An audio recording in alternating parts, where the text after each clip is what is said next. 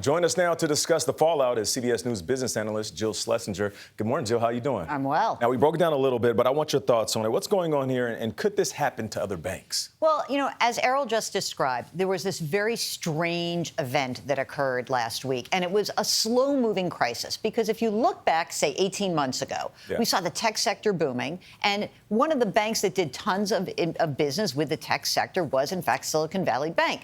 So as those companies started to do really well, what do? They deposit more money at the bank. Right. The bank's flush with cash. They keep what they think is enough money on hand to meet general depositors' inquiries and needs, right?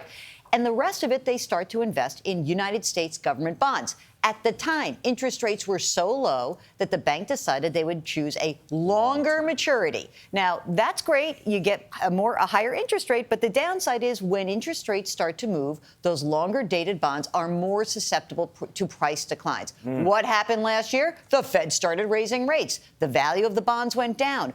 As these tech companies needed more and more cash, all of a sudden, Silicon Valley Bank had to sell their bonds at a loss, and that put them in a terrible situation. I would say that this is essentially went from a cash crunch to a full-blown run on this bank. So last time we've seen something like this, a failure like this, was that of Washington Mutual back in '08.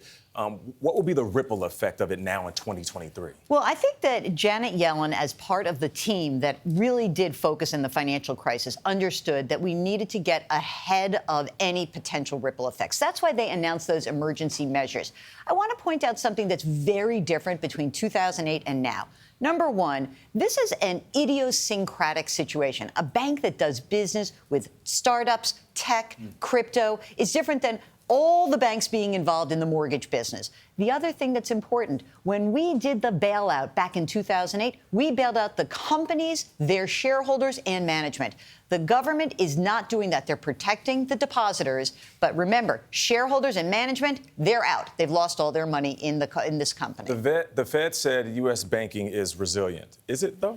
I think it really is. They've done a much better job in making sure that big banks, the largest, most significantly important financial institutions, are SIFIs, G-SIFIs, the global ones. Of course. They have to have more money on hand. But as Errol mentioned, when you water down regulations, when you tailor the regulations to help small and medium-sized banks, this is the flip side of that, and it is dangerous. Keeping it real with Jill. Thanks, Brad. Appreciate you.